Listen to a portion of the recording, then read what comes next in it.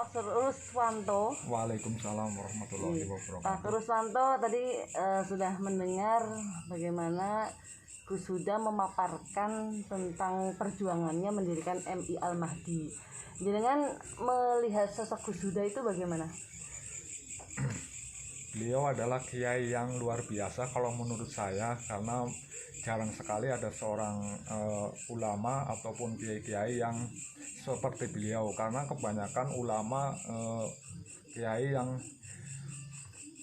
sepuh-sepuh kalau melihat kami sebagai warga Puncak pasti akan banyak memandang dengan sebelah mata ataupun mencibir kami, karena ya seperti itulah kami, padahal ya kami tidak seperti itu juga. Karena terus saya tertarik dengan beliau ya karena beliau tidak pernah menganggap kami seperti itu. Beliau orangnya sangat menghargai kami, walaupun kami orangnya ya pada waktu itu ya seperti itulah, karena kami adalah pendiri pelaku di Puncak. Tapi beliau setiap ada kegiatan kami seperti yang tidak baik, tapi beliau tidak pernah mengharu biru seperti ulama-ulama yang lain yang harus dengan gayanya seperti ya melarang ini itu, tapi beliau tidak. Malah bahkan beliau pada saat kami sedang melakukan ya nongkrong dengan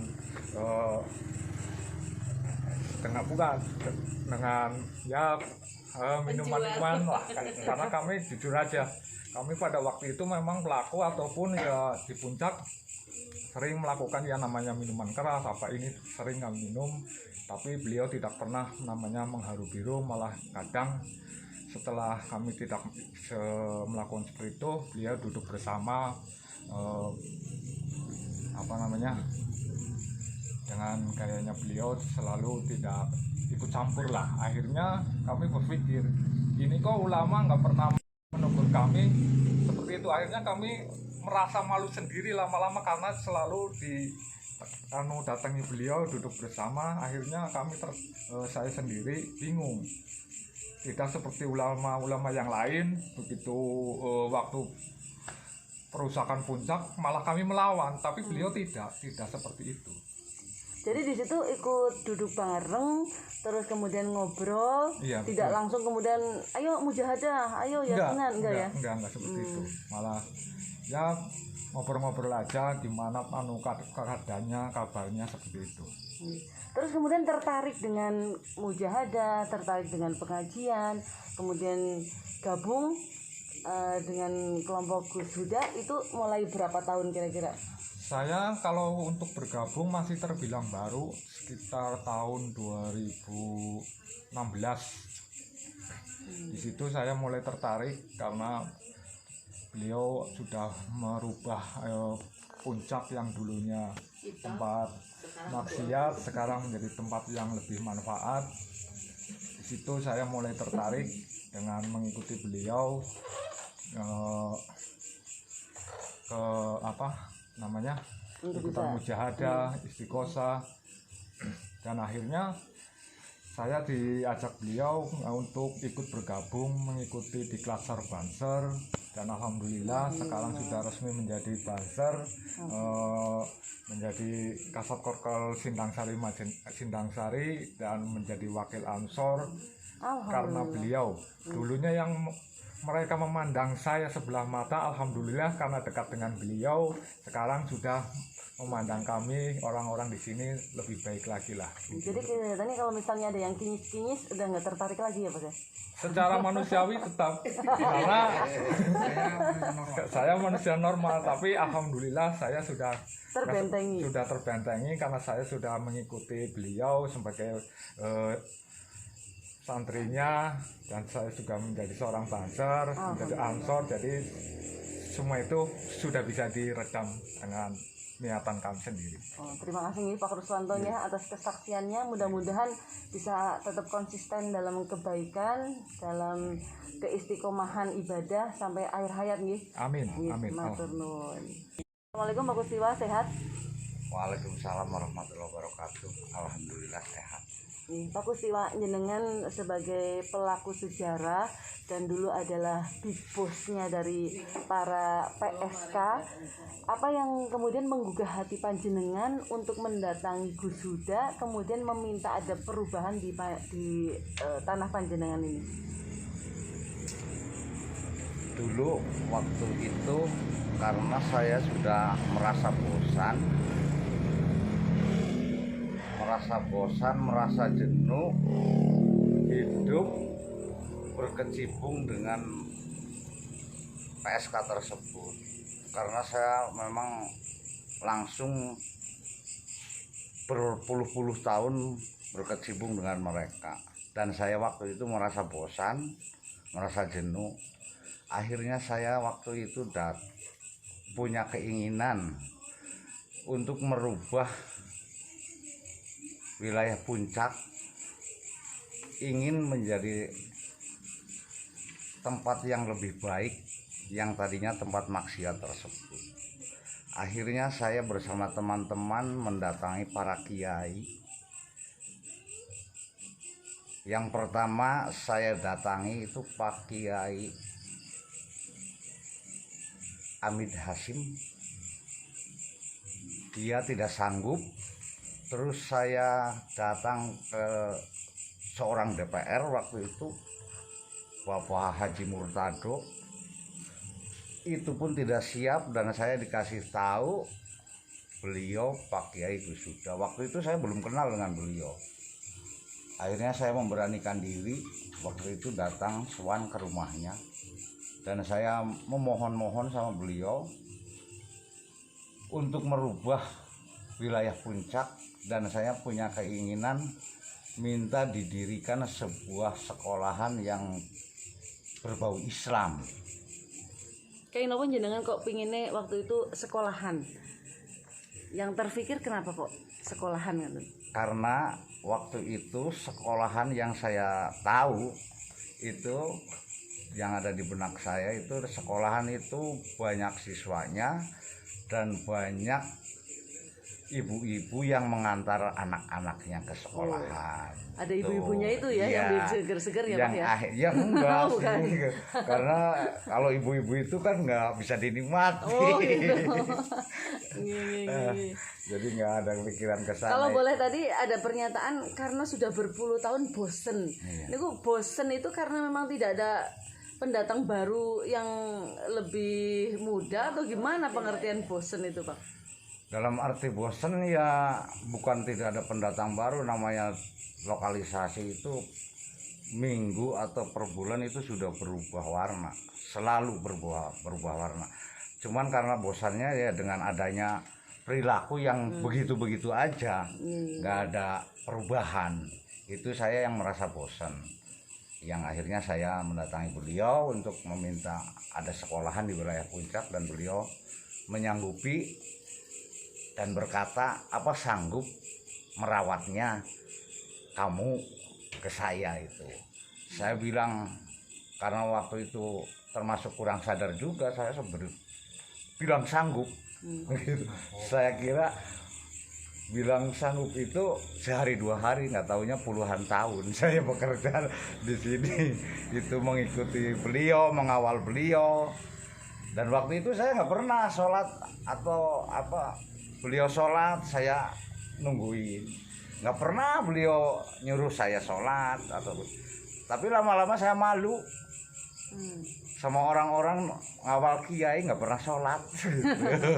Akhirnya saya memberanikan diri tanya ke beliau, Gus, apa seorang kiai nggak pernah ngajak sholat ke saya? Dia bilang kiai itu tugasnya membaikan akhlak, bukan nyuruh sholat katanya. Nah ketika saya mungkin dianggap udah baik, ternyata saya yang butuh sholat. Keinginan jenengan untuk merubah Puncak menjadi satu kawasan pendidikan, kemudian juga menjadi yang lebih baik, itu jenengan kemudian ada enggak misalnya konsultasi dulu dengan penduduk-penduduk, atau misalnya jenengan langsung bergerak sendiri, atau gimana itu? Didukung oleh warga yang lain atau tidak? waktu awal-awal itu saya tadinya sendiri dan sambil mabuk saya hampir termasuk para WTS saya urak, saya ya tamu-tamu saya urak gitu. Dan akhirnya penduduk sini tahu, ada yang tahu. Saya ditanya, kamu sih seperti itu maunya apa? Saya pengen membubarkan Puncak, dan mereka akhirnya mendukung saya. Itu yang akhirnya bersama-sama mendatangi beliau. Berapa persen kira-kira yang awal-awal mendukung tindakan jenengan untuk merubah Puncak itu? Ada kira-kira sampai 30% warga Puncak? Ya nggak ada, cuman orang 5. Masya Allah. Orang 5. Cuman sebagai bempernya terus terang saya, karena adanya ramainya WTS di Puncak ini ya, saya sebagai pengurusnya, terus saya bosan ya, saya yang membubarkannya gitu. Jadi tombolnya ada di Pak Kustiwa. Iya, jadi waktu itu seperti itu. Gitu. Jadi memang termasuk perjuangan itu. Apa jenengan sebelumnya ada firasat, mimpi, teguran atau gimana kok jenengan kok tergerak untuk bubar nabai ora apik gitu. Apa gimana itu? Ada gerakan dari mana gitu jenengan untuk bisa merubah? Padahal kan Puncak waktu itu kan memang sedang jaya-jayanya, masukan mungkin juga banyak nih, masukan buat masyarakat kok gitu, terus dengan ingin tumbangkan itu gimana? Saya juga sebetulnya nggak tahu masalah itu, tapi tiba-tiba dalam hati tergerak ingin membubarkan. Padahal waktu itu ya udah dibubarkan sama santri, bahkan saya yang melawan waktu itu. Karena membubarkannya dengan cara anarkis waktu itu. Kalau yang saya ikuti sekarang, bisanya saya tertarik itu dengan cara romantis malah. Itu bubarnya. Jadi asik lah ketika bahkan waktu itu termasuk WTS pun diundang suruh pengajian gitu. Jadi seolah-olah itu merayu kayak pembeli perempuan malah itu. Jadi dengan asik itu. Betul. Jadi merasa yang dibubarkannya juga nyaman, akhirnya nggak ada perlawanan. Sampai dengan sekarang berarti perjuangan berapa tahun ya Pak? 19 tahun nih Malawi. 19 tahun. 19 tahun. Iya. Ini sekarang masih ada atau benar-benar sudah bersih untuk kawasan Puncak dari prostitusi? Kalau untuk penghuni itu sudah bersih total. Alhamdulillah. Gitu. Kalau untuk penghuni yang menghuni di sini itu bersih total. Jadi perjuangan 19 tahun menjadi benar-benar bersih, Puncak tanpa prostitusi nggih Pak Kustiwa. Betul itu. Alhamdulillah. Alhamdulillah. Terima kasih Pak Kustiwa nggih untuk kesaksiannya. Mudah-mudahan Pak Kustiwa juga sehat, istiqomah dalam ibadah, husnul khotimah nggih. Amin. Terima kasih. Assalamualaikum Bu Rasiti, apa kabar? Waalaikumsalam, alhamdulillah baik. Bu Rasiti, jenengan sebagai sahibul qarib dari Gus Huda, jenengan memandang sosok Gus Huda itu bagaimana? Ya, Gus Huda, kebetulan saya dulu itu teman sekolah waktu di Aliyah Cigaruh. Ya, beliau seperti anak yang lain, anak biasa. Beliau sekolah kenakalan juga seperti yang dilakukan anak-anak biasa. Biasa atau luar biasa, Bu? Ya, biasa. Artinya ketika anak yang lain suka bolos, beliau pun sering bolos juga. Kemudian berangkat siang sering, bahkan yang menjadi sampai sekarang itu terkenang sekali, beliau itu malas untuk menulis, bahkan sering saya tuliskan. Bahkan ketika ulangan pun beliau mengambil jawaban saya dan teman-teman. Kebuka kartunya nih ya Gus. Tapi beliau juga di samping seperti anak-anak biasa, namun beliau juga punya kelebihan, yaitu beliau itu suka merayu Bu Guru. Oh, merayu Bu Guru. Ya, terutama Bu Guru bahasa Inggris. Oh, begitu. Bahasa Inggris itu beliau punya kelebihan pandai dalam berbahasa Inggris. Terus kemudian ketika bulan puasa beliau pun seperti yang lain, yaitu medot puasanya. Kemudian Ya seperti teman yang lain, beliau itu punya grup 3 orang, masih ingat sekali, yaitu bernama Fuad, Mustahul, kemudian itu 3 serangkai itu setiap harinya itu di samping mengganggu teman-temannya juga menjadi pemandangan yang tidak indah karena ketika sedang pembelajaran, di tengah-tengah pembelajaran sekitar pukul 9:30 beliau baru datang, sehingga konsentrasinya buyar teman-temannya lain untuk melihat kehadiran trio soleh beliau yang baru datang. Ya, trio soleh ya berarti ya mungkin ya. Itu kebetulan saya satu kelasnya dari kelas 1 sampai dengan kelas 3, sehingga dari awal sampai akhir saya tahu ketika beliau sekolah. Namun beliau, karena beliau adalah putra dari seorang ulama, sehingga beliau tetap walaupun beliau nakal seperti anak yang lain, namun beliau masih punya batas-batas yang masih di bawah koridor atau norma dan lain sebagainya. Kemudian kita setelah lulus tidak ada komunikasi, kemudian kita bertemu lagi setelah beliau itu sudah menjadi seorang kiai, kiai, dan beliau menjadi seorang PNS. Namun ketika bertemu beliau, saya selalu ingat kalimat beliau yang mengatakan, maka kita tidak boleh memandang anak ketika anak itu nakal, ketika anak itu tidak bisa mengikuti pelajaran seperti yang lain, jangan menganggap anak itu nasibnya itu tidak baik. Karena apa? Justru namanya manusia hidup itu berputar, sehingga kadang ada yang di bawah, di atas dan lain sebagainya. Dan beliau itu salah satu menjadi inspirasi bagi saya karena beliau itu memandang seseorang itu tidak melihat dari luarnya. Namun saya masih ingat ketika beliau juga menjadi inspirasi saya ketika saya terjun di masyarakat. Saya tidak punya modal apapun. Modal saya hanya modal tidak punya malu. Justru itulah sebagai modal, kata beliau seperti itu. Dan alhamdulillah sampai sekarang saya pun mengabdi kepada beliau karena tertarik dengan di puncak itu yang kata beliau itu tantangannya lebih menantang, sehingga sosok seperti saya itu menjadi figur dan insya Allah bisa untuk menghadapi tantangan yang ada di puncak ini. Selanjutnya Bu Rasiti, untuk jenengan sebagai salah satu dari pendiri di MI Al-Mahdi, MI Al-Mahdi Puncak. Ini tantangan yang jenengan rasakan ketika jenengan mengajar di MI sebelumnya, ada nggak perbedaannya? Karena ini tadinya zona hitam, terus kemudian menjadi salah satu dari ikon pendidikan madrasah ibtidaiyah. Tadi yang kata Gus Huda itu menjadi apa ya Gus ya? Madrasah ibtidaiyah yang berada di perkotaan gitu loh. Itu jenengan ada merasakan perbedaannya nggak?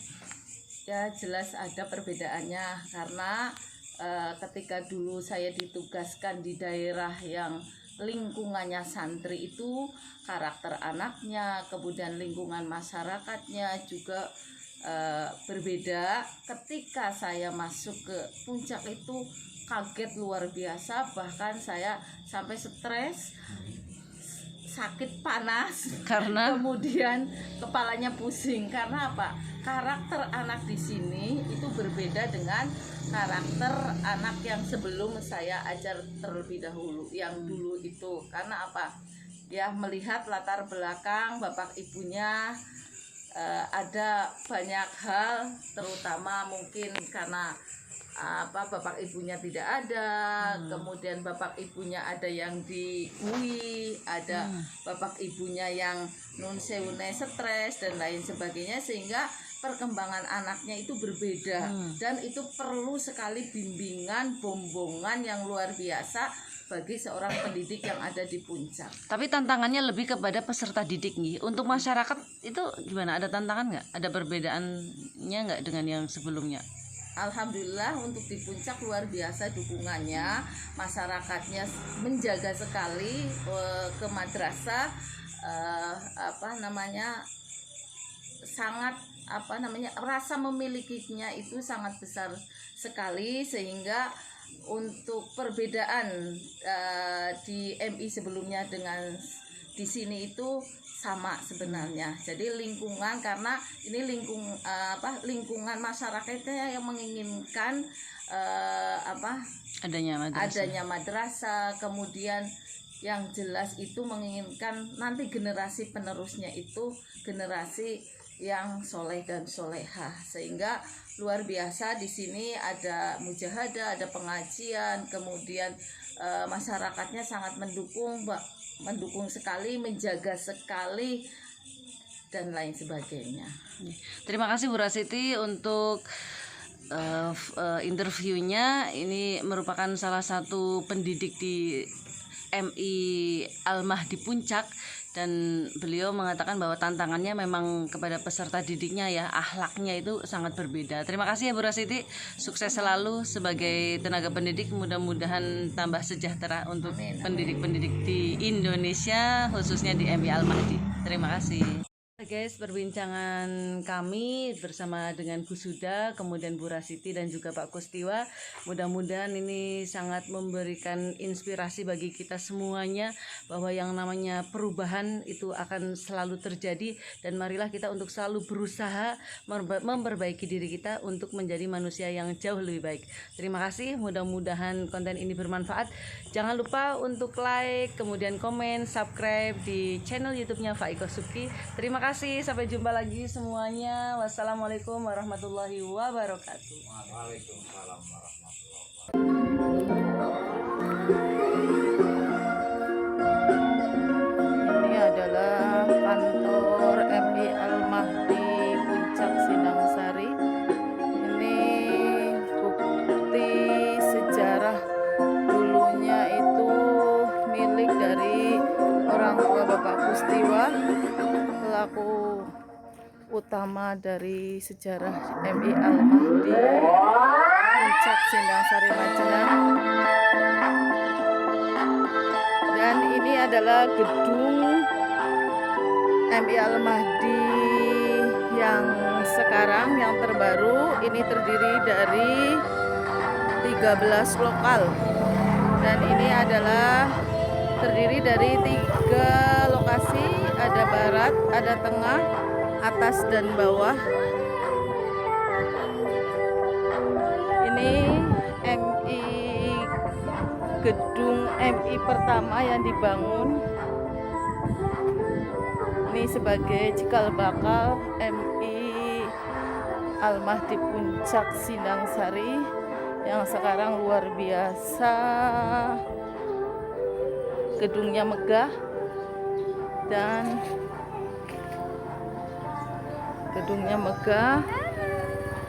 nah ini adalah ada ruang atas dan ruang bawah.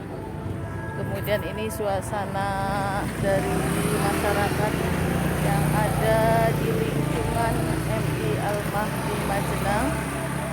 Ya, kita luar biasa bekerja sama dengan tokoh masyarakat dan masyarakat yang sangat peduli dengan MI, keberadaan MI. Ini adalah gedung sebelah timur, terdiri dari 4 kelas. Kemudian ini gedung yang pertama dibangun, terdiri dari 3 kelas. Di sini adalah dulunya adalah tempat pusat dari prostitusi yang ada di Puncak Sinangsari Majenang. Nih, demikian ini gambar gedung MI Al-Mahdi Puncak Sinangsari untuk sekarang.